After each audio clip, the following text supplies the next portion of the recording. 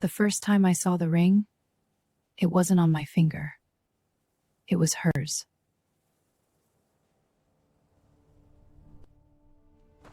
And the man kneeling in front of her, sliding it onto her hand like he had rehearsed it in a mirror, was my husband. They expected tears, a scream, a public collapse. What none of them knew was that the room he chose for my humiliation. My Korean Mafia boss husband proposed to his mistress. He never knew I owned the restaurant. The first time I saw the ring, it wasn't tea on my finger. It was hers. And the man kneeling in front of her, sliding it onto her hand like he had rehearsed it in a mirror, was my husband. Not a stranger. Not a man I had already left. My husband. 3 years earlier, I married into one of the most powerful families in the country. A Korean Mafia dynasty most people mentioned only in whispers. They called me the waitress who got lucky. His mother called me temporary. His mistress called me irrelevant. I let all of them believe it, because I knew something they didn't tea. I wasn't tea lucky. I was patient. Every person in that private dining room turned to look at me. His mother, his father, his business partners. The woman who had been sleeping inside the space my husband created by lying to me.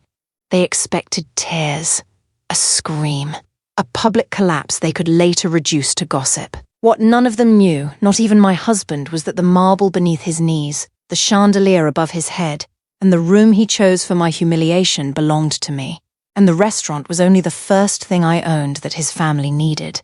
My name is Imani Holloway. And this is the night my husband learned that the woman he treated like a weakness had quietly become the one person standing between his family and collapse. 3 years. That was how long I had been Mrs. Lee. 3 years of learning which fork to use at dinners where I was the only person at the table who had once worked a double shift to make rent. 3 years of his mother calling me the girl in front of guests, as though my name cost more respect than she was willing to spend. 3 years of proving, in 100 quiet ways, that I belonged in a world that never wanted me walking through its doors. I met Tae-jun on a Tuesday. Tuesdays were slow at the restaurant where I worked, and slow nights meant small tips. I was tired, behind on rent, and not in the mood for a man in a suit worth more than my yearly income asking what I recommended. The salmon, I told him without looking up from my notepad. Unless you're allergic, then I recommend leaving. He laughed. A real laugh. The kind that made the 2 men across from him stop talking, as though they were not accustomed to hearing it. I did not know who he was that night. I only knew he returned the following Tuesday, then the one after that. For 6 weeks, he sat in my section and ordered food he barely touched for 3 more minutes of conversation. By the time I learned his last name, Lee, as in Lee Shipping, as in a family whose legitimate empire had darker machinery beneath it, I was already in too deep to pretend his name frightened me. His family did not approve. His mother, Soon Hee, looked at me the way someone looks at red wine spilled across white silk. Not with anger, exactly, but with certainty that it had to be removed before anyone important noticed. She is a waitress. I once heard her say in Korean, assuming I could not understand. He could have had anyone. He chose a woman who carries plates for tips. She did not know my grandmother had taught me Korean over 4 long summers. I never corrected her. Some knowledge becomes more valuable when the person underestimating you does not know you possess it. Tae-jun proposed on a rooftop in the rain. No orchestra. No family. No cameras. Just him on one knee, soaked through a $3,000 shirt, telling me I was the only thing in his life that felt chosen instead of assigned. I believed him. Even after everything, I still believe he meant it that night. But marrying into power does more than change your last name. It changes the size of the room everyone expects you to shrink into. During the first year, I told myself the discomfort was temporary. Every new bride adjusted to her husband's family. Most simply did not have to adjust to private security, coded conversations, and business dinners where nobody said the dangerous part aloud. I studied. I learned which relatives required a bow and which accepted a nod. I learned when speaking made me look confident and when silence made other people expose themselves. I treated the marriage the way I had once treated a job I could not afford to lose. Every mistake recorded, every weakness remembered. At first, Tae-jun noticed. After family dinners, he would find me alone in the kitchen, replaying every comment his mother made. He would hold my hand until the tremor in my fingers disappeared. "You don't have to win them over," he told me. "You already won me. That is the only vote that counts." The sentence comforted me then. Later, I understood the flaw in it. I should never have needed to win him repeatedly after the wedding. Our ceremony had 300 guests, a string quartet flown in from Vienna, and a dress requiring 4 fittings. Renata, my closest friend from my first week waiting tables, stood beside me as the only person in that room who knew me before the Lee name. "You look like you are attending somebody else's wedding," she whispered before I walked down the aisle. She was right. Under the flowers, music, and family portraits, I already sensed I would spend years proving I belonged in photographs where I was technically the center. The cracks began small. A strategy meeting I was suddenly not invited to. My chair at family dinners moving farther from Tae-jun and closer to the assistants. Soon he introducing accomplished women to her son as though his wedding ring were decorative. Then came the Lunar New Year gala. "It is unfortunate Tae-jun did not marry someone who could help the business," soon he said loudly enough for the table to hear. "Love is pleasant. Love does not close deals." I smiled. Tears gave a room something to consume. A smile left them hungry. But walking alone to the car while Tae-jun remained behind to discuss business, I finally let myself feel tired. Not ordinary exhaustion. The deep, private fatigue of being underestimated in every room by people who would never ask what you were building outside it. Before I married Tae-jun, I had already started buying property. The first was a failing diner 2 blocks from my apartment. I bought it through a small loan and the savings from years of double shifts. The first bank turned me down twice. The loan officer barely looked at my business plan before saying waitresses rarely qualified for commercial financing. I found a smaller lender willing to study numbers instead of uniforms. I paid that loan off 11 months early. I sold the diner at a profit, rolled the money into a struggling wine bar, then brought in a silent investor after my 3rd successful turnaround.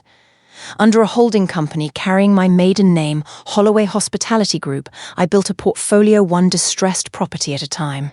Some I owned outright, some I leased and managed. Others were buildings most people dismissed because they could not imagine what those addresses would become 5 years later. I never told Tae-jun the full scale. Not because I was ashamed, and not because I wanted to deceive him.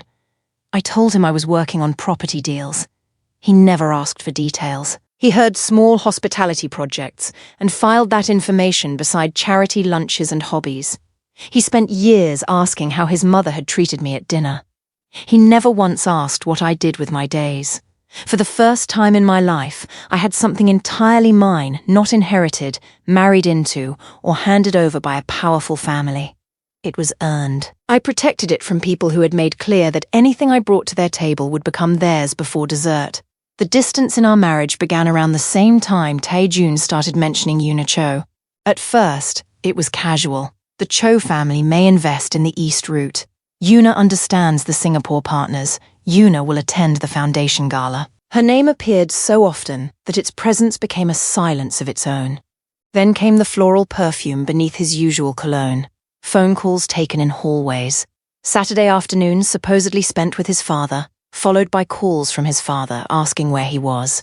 I did not confront him immediately. In the Lee world, accusation without proof only gave someone time to improve the lie. So I watched. At a charity gala, I saw Tae-jun greet Yoona with the careful distance of 2 people pretending not to know the precise shape of each other's attention.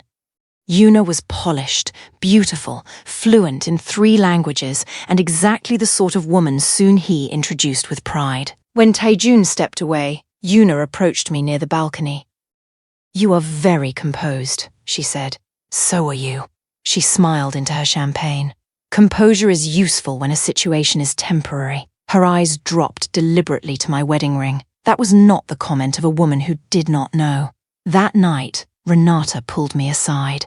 "You saw it." I saw enough to start looking at what I had been refusing to see. 3 days later, I found the rest. Tae-jun had left his tablet in our home office.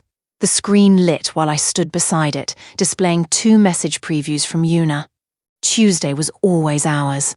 Tell me you still mean what you promised. Your wife does not know you have already chosen. My body went cold. I photographed the previews and walked away. Sometimes 2 sentences contain more truth than an entire confession. The affair had not begun as a family arrangement. The family arrangement had grown around an affair already in progress. Later, I would learn that soon he discovered them months earlier and chose not to stop it. She saw opportunity. The Cho family wanted an alliance. Her son wanted Yuna. She decided betrayal could be converted into strategy if dressed in enough expensive language. When Tae-jun came home, I nearly placed the photographs between us. Instead, I asked one question. Is there something happening in your life that would change mine if I knew? He looked directly at me. No. That was the moment the marriage truly broke. Not in the restaurant. Not when I saw the ring. It broke in our kitchen, when I offered him a door into honesty and watched him close it. I began protecting my own ground, not planning revenge. Preparing to survive the truth without surrendering the life I had built. My largest acquisition had closed 18 months earlier. The Aurelian, a rooftop restaurant downtown with a skyline view and gold light pouring through floor-to-ceiling windows. I bought the property when the previous group collapsed under debt. The deal included Aurelian House, the commercial building beneath the restaurant, and a waterfront service complex called Harbor Exchange. Harbor Exchange sat beside a critical cold chain and bonded storage corridor connecting importers and shipping companies to the eastern port. Holloway Hospitality renovated it, then leased unused capacity to outside companies. One of those companies was Lee Shipping. The lease had been signed through layers of subsidiaries. Tae-jun's executives negotiated with my chief operating officer and never once looked past the holding company's name. Their legitimate food, pharmaceutical, and luxury imports passed through buildings I controlled. I did not buy Harbor Exchange because of the lease. I owned it before I knew they needed it. That distinction mattered to me. So when Tae-jun's assistant called to say an important dinner with the Cho family had been arranged at the Aurelian, I understood the location but not the purpose. I should have demanded the truth. Instead, I went to see how far the lie had traveled. I wore gold that night, a beaded gown that caught every fragment of light. I styled my hair the way I preferred and wore the earrings Tae-jun had given me on our first anniversary. 4 members of my corporate security team walked half a step behind me. They had worked for Holloway Hospitality since the diner years. In the Lee family's world, men in black suits signaled intimidation. In mine, they signaled infrastructure. The host, Priya, had joined us 3 weeks earlier. She knew me only as Miss Holloway, the owner who visited after closing. "Good evening, Miss Holloway," she said. "The private dining room, as requested?" I did not request it. She hesitated. "The Lee reservation." I assumed it's fine. Take me there. The walk down the corridor remains sharp in my memory. Chandelier light fractured across marble I had personally selected. Conversation faded behind us. My body understood before my mind did. The private room door stood slightly open. Through the gap, I saw Tae-jun on one knee. Yuna faced him in a silver dress, smiling through tears that looked prepared for an audience. 20 people surrounded them. Both families, senior advisors, business partners, men whose approval had shaped my husband since childhood. He slid the ring onto her finger. She bent toward him and whispered something I could not hear. Then she saw me. Her smile did not collapse from confusion. It collapsed from recognition. That was the final proof. Yuna knew exactly who I was, exactly whose husband knelt before her, and exactly what public victory she believed she had achieved. I stepped into the doorway. Every face turned. Soon he went pale. Tae-jun rose so quickly the ring box fell from his hand. Yuna pulled her newly ringed hand toward her chest. "Imani," Tae-jun said. My name sounded like a question he had spent months avoiding. I did not shout. I did not cry. I stood in my own restaurant in the dress I had chosen for myself, with my people behind me, and let silence remove every excuse from the room. Soon he recovered first. "Imani, we did not expect you to attend this particular dinner." Clearly. Tae-jun took one step toward me. "This is complicated." It looked simple from the hallway. "It is business." "It began on Tuesdays," I said. Before it became business. Yuna's face changed. So did his. I took out my phone and placed it on the table. The 2-message previews filled the screen. Tuesday was always ours. Your wife does not know you have already chosen. Nobody spoke. Yuna's father looked at his daughter, then at Taejun, and the calculation in his expression sharpened. He had been told this was a controlled alliance. He had not been told his daughter, and Taejun had already created a private scandal capable of making both families look reckless. Yuna lifted her chin. He told me your marriage was over in everything but name. I looked at Taejun. He did not deny saying it. That hurt more than the ring. You told her I was already gone, I said, while coming home to my bed and telling me there was nothing I needed to know. Imani, no. You had your opportunity in our kitchen. Priya appeared behind me, slightly breathless. Miss Holloway, chef needs approval on the relaunch menu. Should I delay the management meeting? The room changed. Soon-hee's head turned slowly toward her. Taejun's father, Sang-hoon, set down his glass. Miss Holloway? He repeated. I stepped fully into the room. Mr. Lee, welcome to the Aurelian. I allowed one beat of silence. I own it. No one moved. Taejun stared at me as if every assumption he had used to understand our marriage had cracked at once. The restaurant? He asked. The restaurant. The building beneath it. 11 other hospitality properties. And Harbour Exchange. At the mention of Harbour Exchange, 3 of the Lee executives looked at one another. Sang-hoon's sea expression hardened. He knew the name. Taejun did not. His father did. Your legitimate Eastern imports move through my storage corridor, I said. The lease expires in 38 days. The silence after that was not family silence.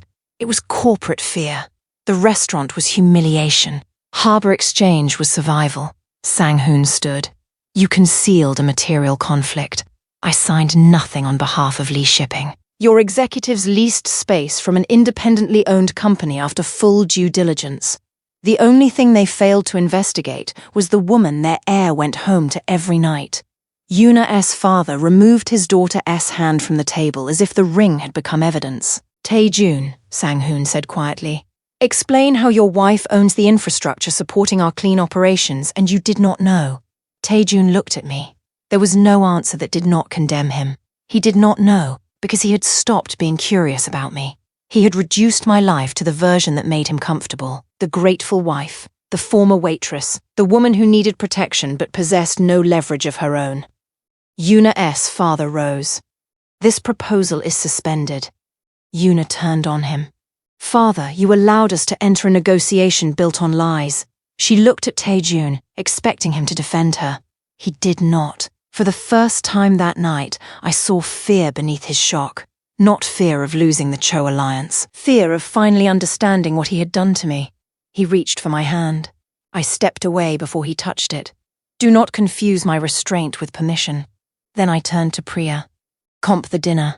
Soon he blinked. What? As a courtesy, I said, to the Lee family for choosing the Aurelian for such a memorable evening. I walked out with my security behind me. I did not look back. The story moved through their world quietly, then all at once.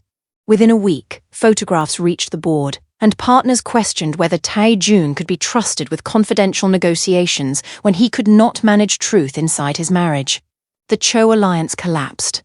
Yuna's father withdrew because the proposal no longer looked strategic. It looked desperate. Worse, it made him appear uninformed about his own daughter. Yuna released a private statement claiming she had been misled. I released nothing. Silence remained more valuable. 10 days after the dinner, soon he came to my office alone. No assistant. No driver waiting inside. No family name used to clear the hallway. She sat across from me in the Aurelian S management office, surrounded by proof that the waitress she mocked had built a company she could not dismiss. I underestimated you, she said. Not an apology. Soon he treated apologies as surrender. You called me the girl for 3 years. Her mouth tightened. I know your name. You knew it then. She looked toward the windows. The board is asking questions about Taejun. About me. Harbour Exchange is essential to our legitimate operations. There it is. What? The reason you came. She straightened. I came as his mother. You came as a director. For once, she did not argue. Our lease expires soon, she said. We need certainty. You will receive it at the board meeting. Her eyes narrowed. What board meeting? The one your legal team requested after discovering who owns your corridor. I slid a folder across the desk. The proposed renewal did not contain an inflated price or a revenge clause. It required transparency audits, removal of 3 shell subcontractors tied to illegal diversions, and independent oversight of every shipment passing through my property. It also required Taejun to step down as operating heir while the board reviewed his conduct. Soon he read the final page twice. You are asking my son to surrender his position. No. I am giving your company a lawful route forward. What your son surrenders is his decision. You know what that title means in our family. Yes. That is why the choice will finally reveal what I mean to him. She closed the folder. What do you want from us? Nothing. Everyone wants something. I wanted honesty from my husband. Your family taught him power was safer. Her expression shifted, just slightly. What happens if he refuses? I lease Harbour Exchange to another operator when your term ends. Your company reroutes its legitimate cargo at significant cost. No sabotage, no threats, just the consequence of failing to value the person who held the door open. Soon he stood. At the doorway, she stopped. Imani. It was the first time she had used my name without being forced. I am sorry. The apology was quiet and incomplete. But it was real. Taejun came to see me 3 weeks after the proposal, on a Tuesday. He sat at the same table where we first met. No security, no expensive family pin on his lapel, no entitlement in his posture. I finished closing checks before approaching. I am not asking for forgiveness, he said. I came to tell you the truth without using it to bargain. I remained standing. He placed a folder on the table. Inside were signed resignation papers, transfer documents surrendering his voting control in Lee Shipping, and divorce papers carrying his signature but not mine. I looked at him. What is this? The first honest choice I have made in a long time. You resigned? This morning. Your father allowed it? No. That single word contained the cost. He had not performed a sacrifice with permission. He had walked away knowing the family could remove his title, income, access, and protection. The board accepted the oversight terms, he continued. The shell contractors are being removed. Harbour Exchange will receive independent audit access. You did all of that to renew a lease? No. I did it because your conditions were right. He looked down at the divorce papers. And I signed those because I used our marriage as a place to hide while telling another woman it was already over. You should not have to remain married to me while deciding whether I deserve any place in your life. I sat across from him for the first time. Did you love her? His jaw tightened. I wanted what being with her allowed me to avoid. She understood my family's world. She never asked me to explain myself. I called that ease love because I was too much of a coward to admit I was abandoning the person who actually knew me. That is not an answer.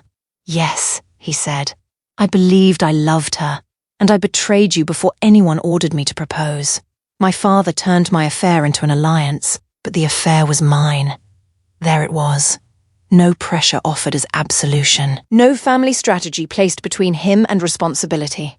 The complete truth. I will regret it for the rest of my life, he said. But regret does not entitle me to another chance. I signed the divorce papers. His face did not change, but grief moved through his eyes. You said this was my choice, I told him. It is. Then respect it. I will. He stood, left the folder with me, and walked out without asking when he could return. That was the first time he proved he understood love was not access. The divorce became final 2 months later. Sang-hoon did not speak to his son for nearly 4 months. Taejun moved into a modest apartment, and many people who had called him brother stopped returning his calls. He deserved consequences. But consequences revealed something too. He did not run back to Yuna. He did not blame me for losing his position. He did not use family pressure as an excuse to reclaim power. He began working with a smaller shipping compliance firm that specialized in cleaning up companies too compromised to pass international audits. It was not glamorous. It demanded he understand the legal systems his family had spent years bending. Every Tuesday, he came to the Aurelian. At first, he sat at the bar, ordered the salmon, and left after an hour. He never asked Priya to call me. He never sent gifts. He simply returned to the place where we began and accepted that I might never join him. Renata thought I was watching him too closely. "You divorced him," she said over coffee. "You are allowed to stop checking whether he is becoming a better man." "I know. But you haven't, T." "No. Do you still love him?" "Love does not disappear when documents are signed. It changes shape. Sometimes it becomes anger, sometimes grief, sometimes a question you refuse to answer because the answer could reopen a door you fought to close." "I love who he was before he became afraid of disappointing his family," I said. "I do not know whether that man still exists." Renata glanced through the office glass toward the restaurant below, where Tae-jun sat alone. "Maybe he is not trying to become that man again." "What do you mean?" "Maybe he is trying to become someone who never makes you carry his fear again." 6 months after the dinner, the Aurelian was named one of the best new restaurants in the country. The relaunch gala filled Aurelian House. Investors, chefs, employees, and partners moved through rooms I had once walked alone. Holloway Hospitality announced 2 new developments and a scholarship for restaurant workers. I wore gold again, not because I wanted to recreate the night I caught my husband proposing to another woman, because gold had always belonged to me. Soon he attended under her own name. She waited in line like every other guest and introduced me to a group of directors as Imani Holloway, founder of Holloway Hospitality. Not Tae-jun's wife. Not the girl. My name. Near the end of the evening, Sang-hoon approached me by the windows. "The Harbour Exchange renewal has stabilized our legal division," he said. "I know. The audits exposed more than we expected. I know that too." He studied me for a long moment. "My son surrendered an empire for you." "No. He surrendered a position built on lies. What he builds next is his responsibility." For the first time, Sang-hoon almost smiled. "You would have made a formidable Lee." "I was formidable before I met one." He bowed his head and walked away. Tae-jun remained at the back of the room throughout the gala. He did not approach until the last guest had gone and the staff began clearing glasses. "You did it," he said. "I did. I am proud of you."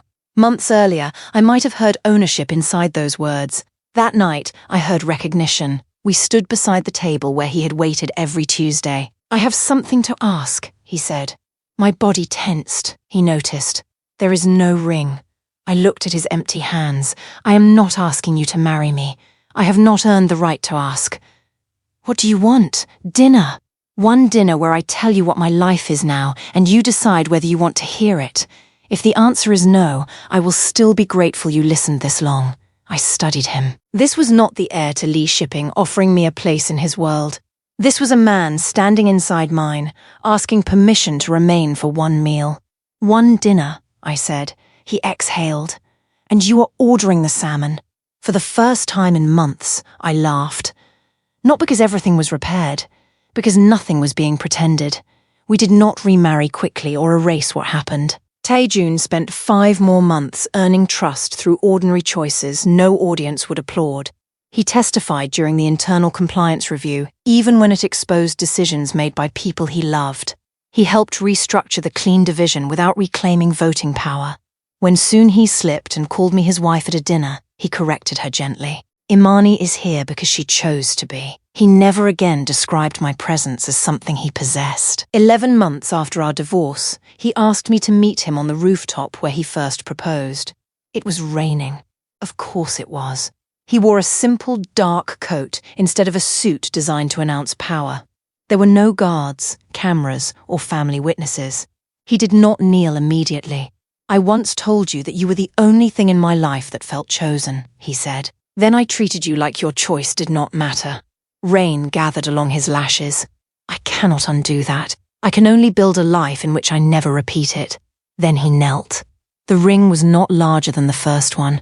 It was not designed to compete with Una S. or erase the image of him in the Aurelian. It carried my grandmother S. Small Diamond, reset inside a new band after he asked Renata what would honor my life rather than display his money.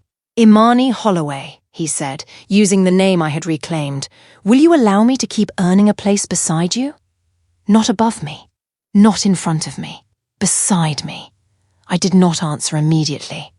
I thought of the kitchen where he lied, the private room where he chose fear, the board position he surrendered without knowing whether it would bring me back. the divorce papers he signed because love without freedom was just another form of control.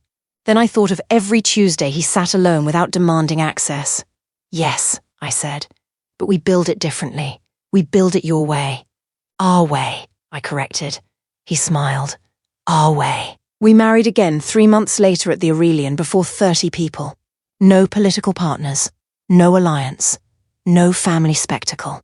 Priya signed as a witness.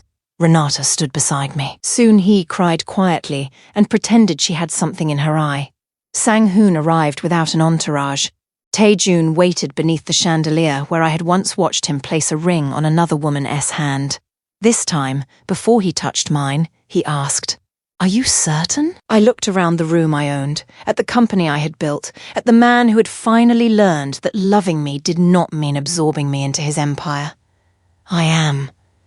I once thought seeing him place a ring on another woman's finger would define me. It did not. What defined me was everything I refused to surrender afterward. My name, my work, my standards, my right to leave, and my right to choose again without pretending the betrayal never happened. I did not take Tae-jun back because he apologized. I chose him again because he accepted losing me, surrendered the power that had corrupted his choices, told the full truth without demanding absolution, and became consistent in rooms where nobody was watching. And he did not save my empire. I saved my own. If you have ever been underestimated by people who had no idea what you were quietly building, remember this: your worth is not decided at their table. You do not need permission to occupy a life you built with your own hands. Keep building when nobody applauds. Protect your name when people try to reduce it. And never mistake someone's regret for redemption. Regret is a feeling. Redemption is a cost paid repeatedly through action. One day, you may walk into a room they think they control and discover that the ground beneath all of them belongs to you. When that day comes, you will not need to raise your voice. The truth will already be standing behind you.